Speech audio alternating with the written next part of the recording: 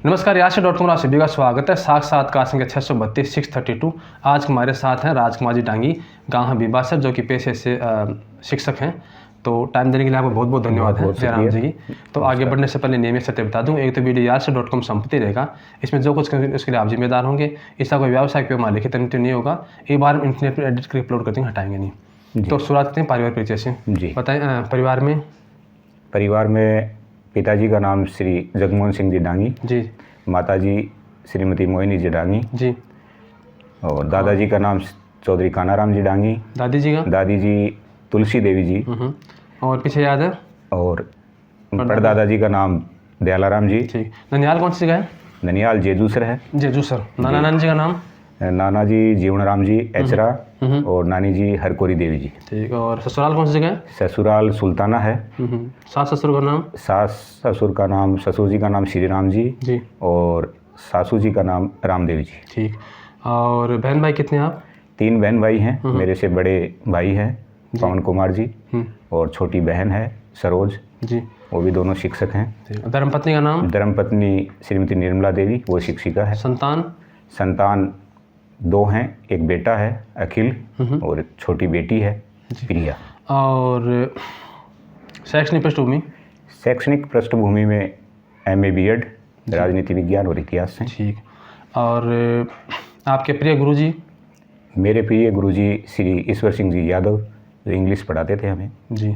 प्रिय मित्र अनूप चंद डांगी, गांव के हैं? गांव के हैं। ठीक है। तो भ्रमण किया आपने कहीं? हाँ, भ्रमण किया है, शिमला जाने का अवसर मिला, हिमाचल प्रदेश। चलो अच्छी बात है। और वैसे आपके गांव में जो ये है तीर्थ स्थान है, मतलब कि जो ये बाबा जी का है? हाँ बिल्कुल, बाबा गुलाबगिरी जी का बहुत बड़ा आश्रम है और गांव पर। तो ये कितना पुराना है? बाबा जी का आश्रम बहुत पुराना है। बाबा जी यहाँ शायद विक्रम संवत 2000, मेरी जहाँ तक यादाश्त है 69 के आसपास बाबा जी का यहाँ आगमन हुआ। तो प्रथम उन्होंने स्थापित ना किया? हाँ, बाबा गुलाबगिरी जी यहाँ आए थे, कोई पशुओं की बीमारी थी गांव में, आई थी एक बार। और यहाँ एक नवरंग जी जांगिड़ हैं जो उनके सेवक थे। बाबा जी खरखड़ी हरियाणा रहते थे, तो वहाँ से उनको विशेष आग्रह करके लाए थे। यहाँ क्षेत्रपाल महाराज जी का एक मंदिर है। अच्छा। वहाँ पर थोड़ी देर वो रुके और शाम को उन्होंने गाँव वालों से मुलाकात की और अपने प्रभाव से या अपनी तपस्या के बल पर उन्होंने कुछ ऐसा किया कि जिसके पशुओं को उस एक सीमा से निकाला गया, तो सारे के सारे पशुओं की बीमारियां उससे दूर हुई। बाबा जी वहाँ से चले और पहाड़ी पर चले गए। निर्जन उस समय पहाड़ी थी, कुछ भी नहीं था पहाड़ी पर। आज सारी सुख सुविधाएं हैं, उस समय कुछ नहीं था। लेकिन बाबा जी की तपस्या से, और मैं तो ये मानता हूँ कि ये बाबा जी की तपोभूमि है, बहुत ही अच्छा तो उनका लगाव रहा। बाबा जी का आश्रम है जो जहाँ से आप डिगाल से बेबासर आए हो, तो आपने देखा होगा पहाड़ी पर बाबा जी का आश्रम स्थित है। जी। बाबा गुलाबगिरी जी ने यहाँ समाधि ली थी और उनकी गांव में ही नहीं, न केवल गांव में बल्कि जिले राजस्थान और हरियाणा तक के श्रद्धालु इस स्थान पे आते हैं। भाद्रपद पूर्णिमा को प्रतिवर्ष यहाँ मेला लगता है, बहुत ही विशाल मेला लगता है और पूरे गांव की उसमें भागीदारी रहती है। बहुत अच्छी व्यवस्थाएं आपको देखने को मिलती हैं। इस क्षेत्र का सबसे व्यवस्थित यदि कोई मेला है, हाँ, कई मेलों में हम बदमाशी देखते हैं, वो नहीं है। ये ऐसा मेला है जो इस क्षेत्र का और इस यहाँ का प्रशासन, जिले का प्रशासन ये मानता है कि बीबासर में जो मेला लगता है वो पूरे जिले का सबसे व्यवस्थित मेला लगता है। वर्तमान में यहाँ सातमगिरी जी महाराज हैं, वो इस आश्रम के संत हैं, वो यहाँ संभाल रहे हैं। कोई आदर्श? मैं तो आदर्श के रूप में APJ कलाम साहब को मानता हूँ, जो भारत के राष्ट्रपति रहे हैं। बहुत ही सादगी पसंद व्यक्ति थे। अच्छा उनका विजन था। खान पान कैसा आपका? खान पान देसी खान पान है पूर्णतया, और पूर्णतः ही देसी कल्चर है अपने। तो खान पान। खेल में रुचि रही है कभी आपकी? खेल, क्रिकेट में बचपन में रुचि रही है। संगीत में तो कोई विशेष तो ज़्यादा रुचि नहीं, लेकिन लता मंगेशकर जी के जो गाने हैं वो पसंद हैं। और फिल्में वगैरह? फिल्मों में किरदार के रूप में नाना पाटेकर पसंद है। पर्टिकुलर कोई फिल्म की बात। और कभी कोई साहित्य में रुचि रही है? साहित्य में रुचि रही है काफ़ी। किसको ज़्यादा मतलब पढ़ते हैं? मैंने मुंशी प्रेमचंद जी की पुस्तकों का अध्ययन किया है। अच्छा साहित्य ग्रामीण पृष्ठभूमि पर ज़्यादातर ना? हाँ, ग्रामीण पृष्ठभूमि पर उनके उपन्यास लिखे हुए हैं। वो एकदम कटु सत्य की तरह, मतलब कई कटु बार सत्य के- पढ़ने में से जी घबराता है कि यार पढ़ रहे हैं लेकिन आगे क्या होगा। हाँ बिल्कुल बिल्कुल उसमें। तो ये बताएं कि अभी आपका गांव बीबासर जो है जी, उसमें पंचायत खुद की पंचायत है ग्राम पंचायत मुख्यालय है बीबासर। और कितने कितने गांव हैं? 2 गांव है, एक फतेसरा है हाँ, और सींसिया है। फतेसरा, सींसिया सीसिया, सींसिया, हाँ। तो ये 3 गांव हो गए। 3 गांव है ग्राम तो पंचायत। बड़ा बीबासर है। बड़ा गांव में बीबासर है, पंचायत हेडक्वार्टर है, और यहाँ से आधा दर्जन सड़कें, हम्म, जिला मुख्यालय को जोड़ने वाली सड़क है, उसके अलावा स्टेट हाईवे को जोड़ने वाली सड़क है, और ग्राम पंचायत के 2 जो गांव हैं, दोनों गांव डामर की सड़कों से जुड़े हुए हैं। तो आधा दर्जन सड़कें इस गांव से निकलती हैं। तो आपके गांव में आपको लगता है कि वर्तमान में फिर भी कोई समस्या है जो पूरी हो जानी चाहिए, जिसके लिए गांव वाले संघर्ष? देखो, गांव में जो इंफ्रास्ट्रक्चर है, आधारभूत सुविधाएं हैं, उनमें अपने माना जाता है शिक्षा है, चिकित्सा है, बिजली है। जी जी। ये सारी चीज़ें बहुत अच्छी हमारे गांव में हैं। PSC यहाँ है, पशु चिकित्सालय है, राजकीय उच्च माध्यमिक विद्यालय अंग्रेजी माध्यम ये गांव में है। तो शिक्षा की दृष्टि से GSS यहाँ बना हुआ है। एक समस्या है गांव में जो पानी से संबंधित है, थोड़े गंदे पानी की समस्या है। देखा मैंने रास्ते में। उसके समाधान के लिए क्या नालियाँ नहीं बनी हुई हैं? नालियाँ बनी हुई हैं, गौरवपथ बना हुआ है, ये गौरवपथ है, लेकिन फिर भी पानी के निकास की व्यवस्था समुचित नहीं होने के कारण से थोड़ी दिक्कत आती है। बाकी तो गांव में, इस गांव को आपको मैं जानकारी के लिए बता दूं कि आसपास के गांव इसको झुंझुनू शहर की जो सबसे अच्छी कॉलोनी है, इंदिरा कॉलोनी, उसके रूप में जानते हैं। अच्छी सुविधाएं हैं गाँव से, कनेक्टिविटी जिला मुख्यालय की अच्छी है। और अंग्रेजी माध्यम का स्कूल है सरकारी ना? हाँ बिल्कुल। तो वो तो बहुत ही अच्छी बात है। 12वीं तक है ना? 12वीं तक हाँ। इंग्लिश मीडियम स्कूल है। तो गांव में ज़्यादातर मुख्य पेशा क्या है आजीविका का? कृषि है कि नौकरी है? नौकरी है गांव में, बिल्कुल राजकीय सेवा में। तो कोई जैसे बड़े पद पर रहे हैं कोई नौकरी में, या जैसे एग्रीकल्चर साइंटिस्ट है हमारे गांव के, दलीप सिंह डांगी, अच्छा, जो वर्तमान में काजरी में सेवाएं दे रहे हैं। और अभी हमारे परिवार में ही एक बहू है, उसका RS में सिलेक्शन हुआ है, 55वीं रैंक का ही है। और व्यवसाय में? व्यवसाय में तो निजी व्यवसाय करते हैं, उसमें अपने अपने तरीके से। जी जी जी। ये तो हो गई गांव की बात।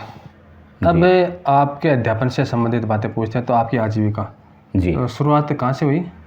शुरुआत कुछ दिनों तक प्राइवेट सेक्टर में काम किया, इस शिक्षा के क्षेत्र में ही, और उसके बाद 18 मार्च 2005 से राजकीय सेवा में शिक्षक के रूप में काम कर रहे हैं। और प्रथम नियुक्ति? प्रथम नियुक्ति यहाँ से 2 किलोमीटर दूर चौराड़ी गांव है, नवलगढ़ पंचायत समिति का, और वहाँ कितने वर्ष रुके? वहाँ 11 साल सेवाएं दी। और उसके बाद में? उसके बाद में डूमरा गांव, जहाँ लगभग 5 वर्ष हो गए हैं। तो आपको तो फिर बहुत नज़दीक मिली, मतलब कि डाणी की नज़दीक। हाँ, ये मानता हूँ बाबा गुलाबगिरी जी की कृपा से। नहीं, लोगों को बाढ़ में वगैरह पटक देते हैं। 2005 में RPSC से सिलेक्ट हुए तो जिला मिल गया मेरिट के आधार पर, और फिर उसके बाद जी जी ईश्वर की कृपा से तो नजदीक। आपके नज़रिए में शिक्षण व्यवस्था में कितना परिवर्तन आया है? शिक्षण व्यवस्था में तो पहले जब हम पढ़ते थे, आप पढ़ते होंगे, उस समय से लेकर के अब वर्तमान में तो आमूलचूल परिवर्तन आ गया है।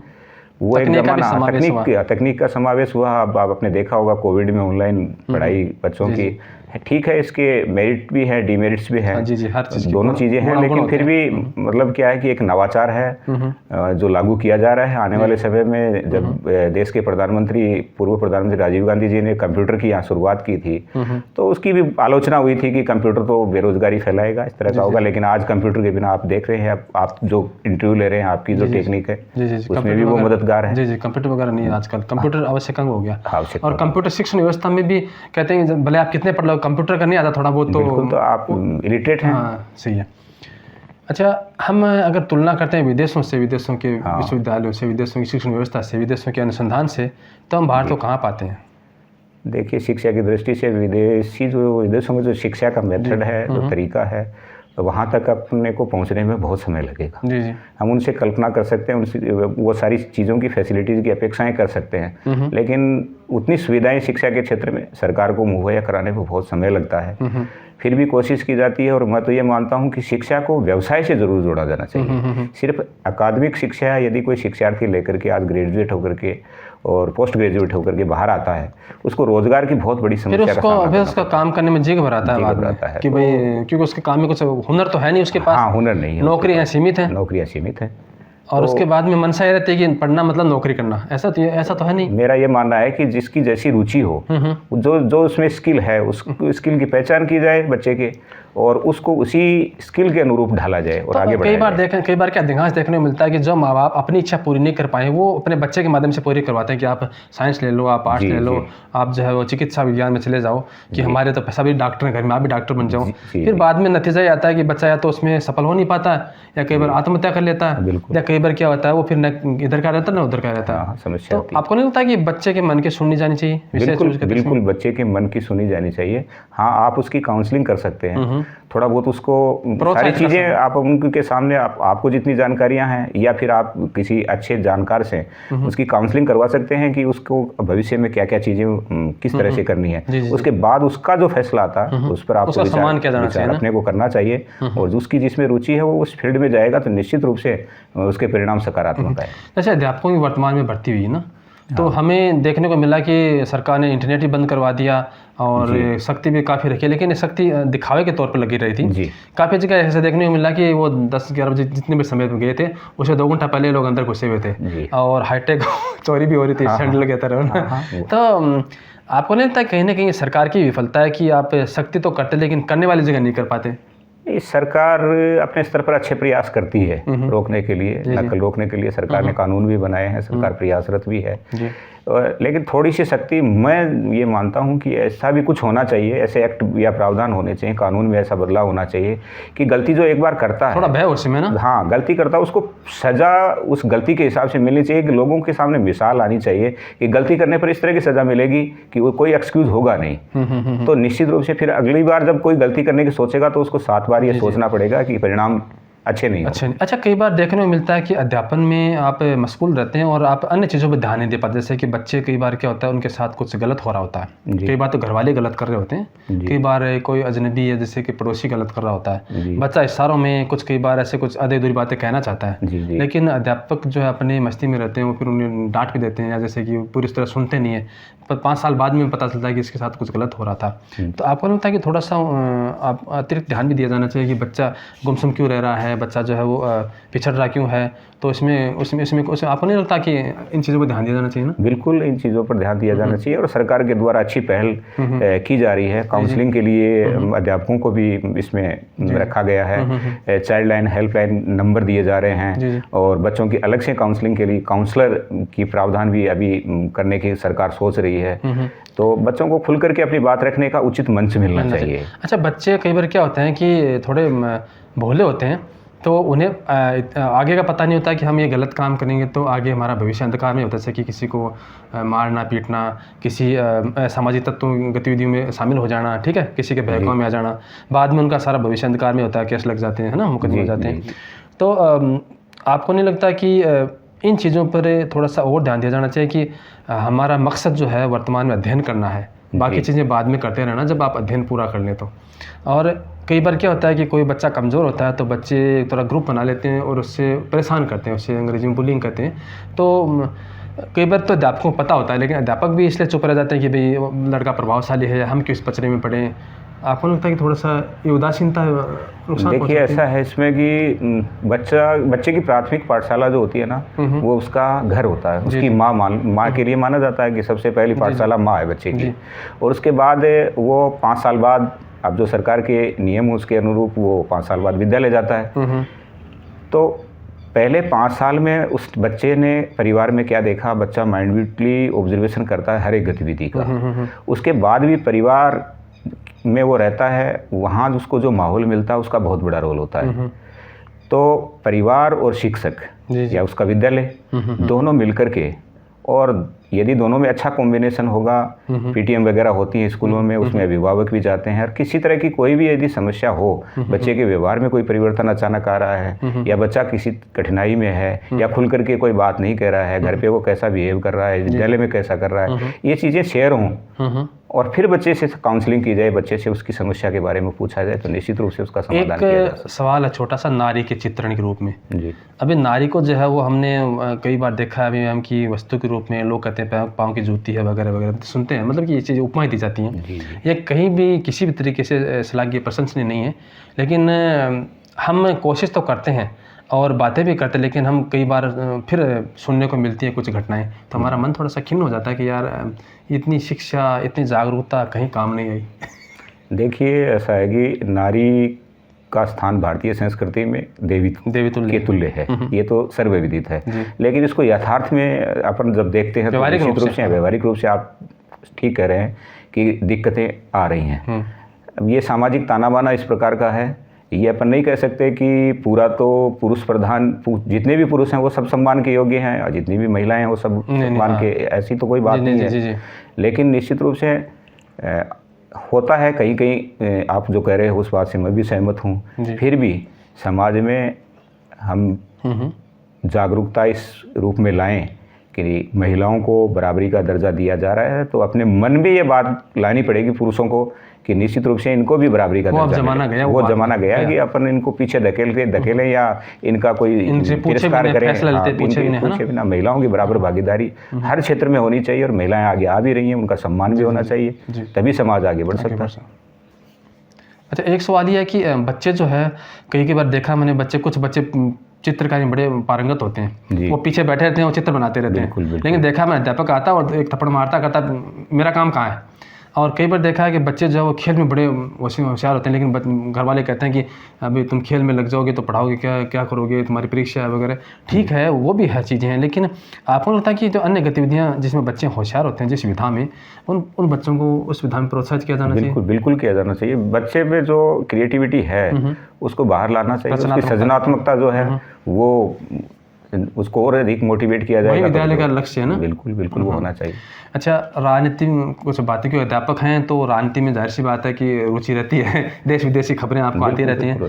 तो हमारे जो राज्य की राजनीति है वर्तमान में कैसे चल रही है?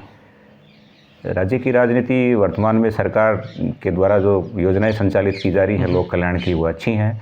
आपको लगता है कि सरकार राजनीति के लिए सर मैं ये कहना चाहूँगा कि राजनीति शब्द को सिर्फ इस रूप में नहीं देखा जाए। निश्चित रूप से ये भी है, लोगों का कि मानना होता है राजनीति को एक तकिया कलाम सा बना दिया गया है, उसकी इमेज खराब करने की कोशिश की गई है। राजनीति हर क्षेत्र में की उसकी पहल होती है, सब समझते हैं उस बात को। और राजनीति से जुड़ करके और लोग अच्छी और स्वस्थ राजनीति से जुड़ करके और अपने समाज का, गाँव का अच्छा कर सकते हैं। मैं आपको बताना चाहूँगा कि हमारे गाँव में पहले मूलभूत आवश्यकताएं मैंने आपको अभी अर्ज की, निवेदन किया। आज इस गांव में इंफ्रास्ट्रक्चर के रूप में अपन देखें तो सारी सुविधाएं हैं। तो बिना राजनीति के या किसी राजनेता से जुड़े हुए या सरकार में भागीदारी के तो वो सारी सुविधाएं मिल नहीं पाती।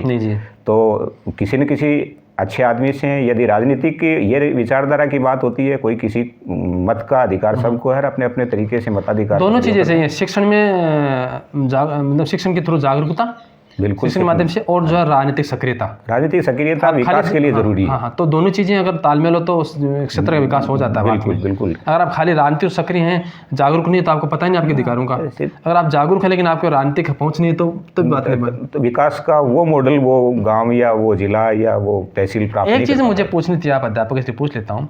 मैं बचपन से सुनता हूँ कि झुंझुनू में नौकरी पेशा बहुत है, फौज में ज़्यादा है, मास्टर ज़्यादा है। तो इसका अभी सीकर में तो अभी मतलब चला, अभी सीकर में भी हो रहा है, लेकिन झुंझुनू थोड़ा आगे था इस काम में, तो इसका क्या कारण था? ये ज़मीनी कुछ ऐसी है कि झुंझुनू के आगे निकलने के पीछे मैं दो कारण महत्वपूर्ण मैं अपनी समझ से मानता हूँ कि सबसे बड़ा एजुकेशन में जो रोल रहा यहाँ के सेठों का रहा, यहाँ के सेठ साहूकारों का रहा। उन्होंने इंफ्रास्ट्रक्चर यहाँ उपलब्ध करवाए। आपने देखा होगा नवलगढ़ में भी पोदार कॉलेज है, झुंझुनू में मोतीलाल कॉलेज, आज भी वो उनके द्वारा, बगड़ में उनके अच्छे संस्थान है। और दूसरा मैं इसका श्रेय देना चाहूँगा पद्मश्री शीशराम जी ओला को। श्रद्धेय पद्मश्री शीशराम जी ओला ने सन 1952 में 1952 में अडावता में बालिका विद्यालय शुरू किया, 3 बालिकाओं के को एडमिशन करके। उस क्षेत्र में बालिका शिक्षा से महिलाओं का जुड़ना, उस समय जुड़ना, और फिर वहाँ STC स्कूल आई, उसके बाद BEd कॉलेज आया, तो वहाँ पढ़ी लिखी महिलाएं शिक्षिकाएं बनी। और जब एक परिवार में महिला शिक्षक होगी तो आप समझ सकते हैं कि वो दो परिवार शिक्षित होते हैं, ये वाला भी दोनों आगे वाला भी। और उसका बहुत बड़ा मतलब फ़ायदा इस जिले को मिला। ये दोनों ही चीज़ें, सेठों का भी बहुत बड़ा योगदान है शिक्षा के आपको पता है आपके गांव का नाम बीबासर क्यों रखा गया, कुछ पता है? ऐसा मैंने सुना है बुजुर्गों से कि यहाँ पहले ये नज़दीक में देरवाड़ा गांव है, तो यहाँ कोई पहले इस तरफ से जैसे कोई कारवा वगैरह जाता था राजा महाराजाओं का, तो जयपुर ठिकाने का कोई जा रहा था यहाँ, तो कुछ जो लूटमार करने वाला जो गिरोह होता था वो यहाँ उसने आश्रय लिया था। यहाँ से कोई किसी ठिकानेदार का कारवा जा रहा था, उसको यहाँ लूटा गया। तो यहाँ हमारे गांव में एक कुछ भूमि है जिसका लोचिलाई नाम है। तो ऐसा लोग बताते हैं कि वहाँ पर कुछ मारकाट हुई, उनको पीटा गया, उन्होंने लूटमार की तो फिर उनको पीटा गया। उसके बाद ये नज़दीक में देर वाला गांव है, उसका माना जाता है उसका पहले नाम देवर वाला था। तो देवर और बीबी कोई इस तरह का सा कॉम्बिनेशन बताते हैं उसके नाम पर। फिर बीबीपुर नाम पहले ऐसा माना जाता है, उसके बाद बीबासर। और ये वैसे क्या है कि यहाँ डांगी गोत्र जो जाटों में है उनकी बहुलता है। बाकी तो यहाँ कुमाऊत भी हैं, ब्राह्मण भी हैं, मेघवाल अब भी कितने हैं। घर आपको पता होता बीबासर में? 500 के लगभग घर है। बड़ा गांव है? बड़ा गांव है। और आपको पता होता आपकी ज़मीन कितनी बीघा है गांव की? गांव की ज़मीन का तो मैं एग्जैक्ट मुझे ध्यान नहीं है। 12 25 ऐसे कुछ, मेरे हिसाब से बड़ा होना चाहिए। बड़ा है ना? हाँ, बड़ा गांव है। तो आप बचपन से लेकर अब तक, जैसे कि कई बार क्या होता है कि यार मैं तो पायलट बनना चाहता था, फौज में जाना चाहता था, लेकिन अध्यापक बन गया, ऐसा कोई मलाल है आपको? कोई मलाल नहीं है। जो इस सेवा में है उससे बिल्कुल संतुष्ट हैं और अपना जो कुछ दे समाज में या सेवा राजकीय सेवा में जो दे रहे हैं उससे संतुष्टि। तो आपके भाई जो हैं वो क्या करते हैं? शिक्षक हैं। शिक्षक बड़े भाई हैं वो शिक्षक हैं। और आपकी घरवाली धर्मपत्नी? हाँ, धर्मपत्नी भी शिक्षिका है। शिक्षिका है जी। तो इंग्लिश मीडियम स्कूल में ही। इंग्लिश मीडियम स्कूल में है। तो इसका मतलब है कि पूरे परिवार में जो है शिक्षण पे ज़्यादा जोर है? बिल्कुल। माताजी थे वो महिला और बाल विकास विभाग में LS थे, लेडी सुपरवाइजर थे, से सेवानिवृत्त हुए हैं 2012 में। आपकी माताजी? बिल्कुल माताजी। अच्छा? हाँ, तो ये तो बचपन से ही है। और हमारी जो शिक्षा है उसमें मैं एक चीज़ ज़रूर कहना चाहूँगा सर आपको कि मैं तो मेरी शिक्षा का श्रेय मैं अपनी दादी जी को देना चाहूँगा। अच्छी बात है। तुलसी देवी जी वो देवी तुल्य थे और उन्होंने बचपन में, माताजी तो सर्विस करते थे तो इनका तो यह है कि सेवा सर्विस करने वाले तो घर पे उपलब्धता कम रहती है। तो दादी जी के पास रह करके ही पला बढ़ा हूँ। बचपन उनके सानिध्य में बीता है और उनके ही संस्कारों और आदर्शों का ये फल है। एक अंतिम सवाल है, वृक्षारोपण जी, उसके बारे में कुछ बताइए। देखिए सर, वृक्षारोपण में बहुत अच्छी रुचि है और आपने देखा होगा हमारे घर के आसपास भी खूब पेड़ लगे हुए हैं। गांव में भी सामाजिक, मैंने आपको बताया कि सरोकारों में अच्छी भूमिका रहती है। तो गांव में हमारे PSC है, उसमें हमने इस बार ही 60-62 पौधे लगाए हैं। बाबा जी का आश्रम है, उसके आगे नर्सरी है, उसमें बाबा जी ने बहुत अच्छी मतलब पौधों की परवरिश की है। और उसके सामने, आश्रम के सामने अशोक के बहुत सुंदर पेड़ लगे हुए हैं। आप ढिगाल की तरफ से हमारे गांव में एंटर हुए हो, झुंझुनों की तरफ से यदि आप एंटर हो तो आपको लगेगा कि हम किसी देवतुल्य भूमि में प्रवेश कर रहे हैं। बहुत ही सुंदर दृश्य आपको देखने को मिलेगा। एक छोटा सवाल, बच्चे में ओज को कैसे भरा जाए?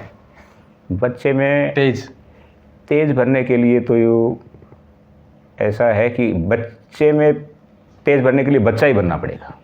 महापुरुषों की प्रेरक कथाएं, बच्चा बन करके और उसको उस रूप में मोटिवेट करना पड़ेगा। अनुकरणीय उदाहरण खुद भी हम ये कह सकते हैं कि भगत सिंह का हम उदाहरण दे सकते हैं, हम चंद्रशेखर आज़ाद का दे सकते हैं, लेकिन जब तक अपन भगत सिंह और चंद्रशेखर आज़ाद नहीं बनेंगे तो वो चीज़ें संभव नहीं है। इसलिए बच्चे में वो चीज़ें लाने के लिए हमें मजाकिया बात कहता हूँ जी, हालांकि मुझे नहीं पता क्या इन चीज़।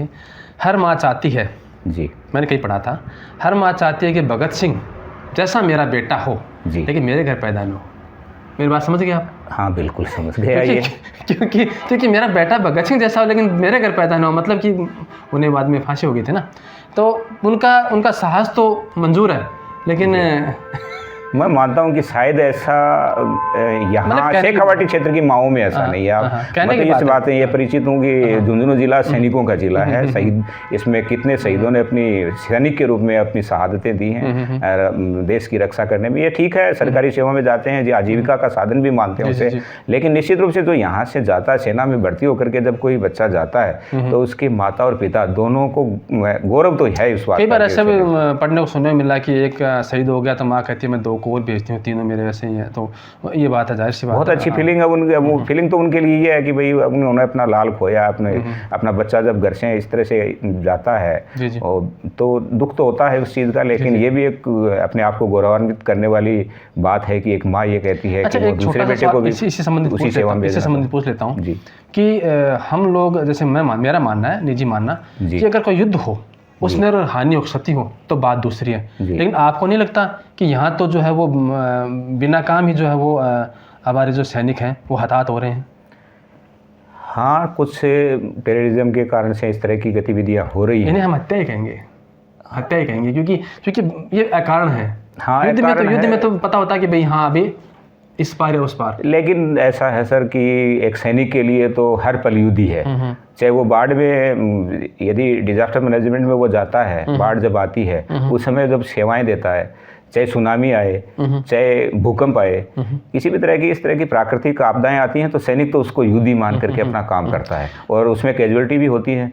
ये भी अच्छा, आपको नहीं लगता कि जो ये कुछ संगठन वगैरह हमने पाल रखे हैं, कुछ कई मैंने निजी रूप से कुछ सैनिकों से पूछताछ की, उन्होंने कहा जी ये सब सरकार के पाले हुए, हालांकि ये बड़ी बात है, लेकिन क्योंकि कहते हैं कि कुछ ऐसे फौजी भी हमारे अधिकारी हैं, अगर वो कहते हैं हमें छूट दे दीजिए आप, महीने 2 महीने 3 महीने हम साफ कर दें इनको, लेकिन सरकार नहीं चाहती। देखिए, सरकार की अपनी पॉलिसीज होती हैं, उनके अनुरूप उनको काम, अंतर्राष्ट्रीय समझौते भी होते हैं और इस तरह की तो मानवाधिकार आयोग भी है, तो ऐसा इस तरह का अधिकार देने का मतलब तो इसका मतलब ये हुआ ना कि मान लीजिए कि आज कोई संगठन है वो 20 साल से चला रहा है और 20 साल और चलेगा, और 20 साल में जो हताहत है उनके लिए मानवाधिकार नहीं?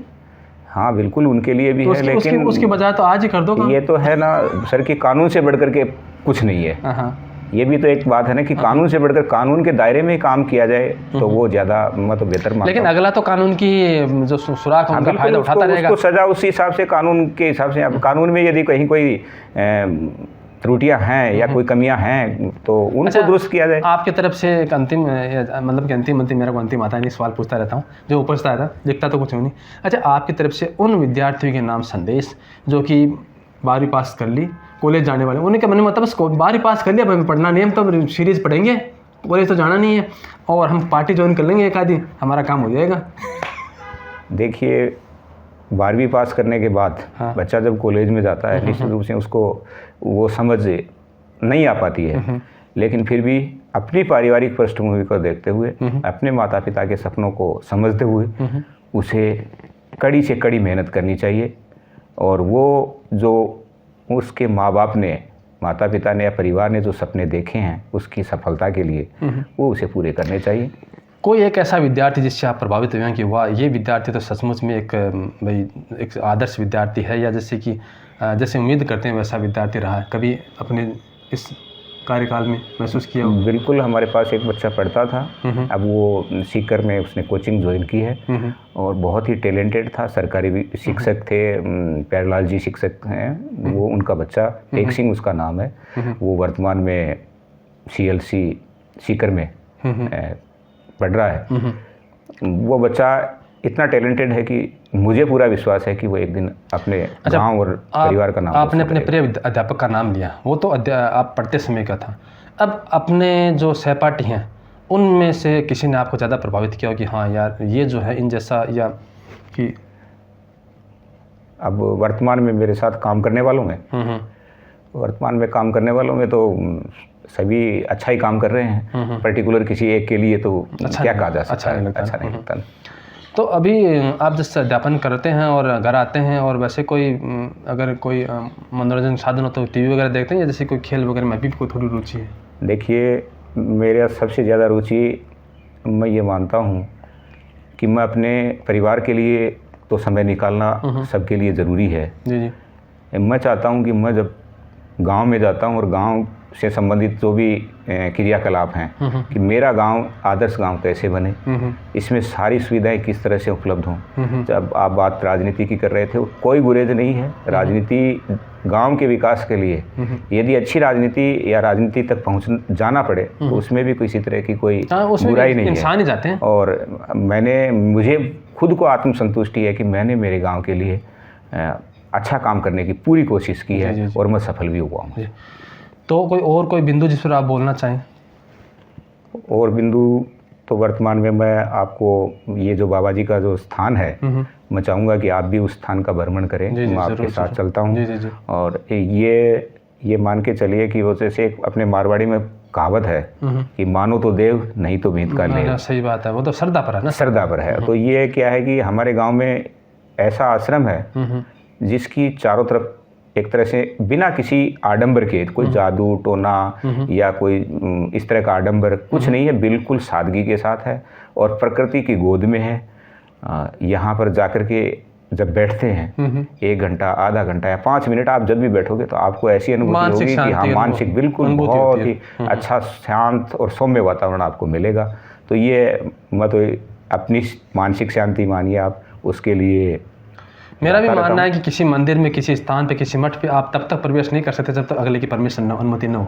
जी बिल्कुल। आप 10 चक्कर लगा लेंगे, आप अंदर नहीं जा पाएंगे। हाँ, वहाँ तक आप मैं अपने तो मान्यता है इस तरह की, अपने मानते हैं अपने।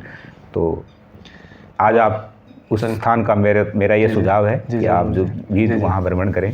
तो ठीक है, आपने समय दिया इसके लिए बहुत बहुत धन्यवाद। उत्साही है, युवा है और आशा करूँगा कि भविष्य में गाँव के लिए कुछ करें और अच्छे विद्यार्थी तैयार करें और उदाहरण रखें सामने कि भाई हमने ये किया है और आपको भी ये करना है। जी। क्योंकि अध्यापक जो होता है वो एक, समझिए कि मुझे किसी ने कहा था कि इस जन्म में इंसान की देह प्राप्त करना, क्योंकि हमारे यहाँ मानते हैं 84 लाख वगैरह योनि, तो इस जन्म में इंसान की योनि प्राप्त करना, उसमें भी अध्यापक की योनि प्राप्त पढ़ना नसीब होना, उसमें भी अध्यापक बनना बहुत ही, मैं समझी कि दुर्लभ है। बहुत पवित्र पेशा है और इसे यदि निष्ठा से अपना काम पूरा किया जाए तो निश्चित रूप से बहुत ही अच्छा पेशा है ये।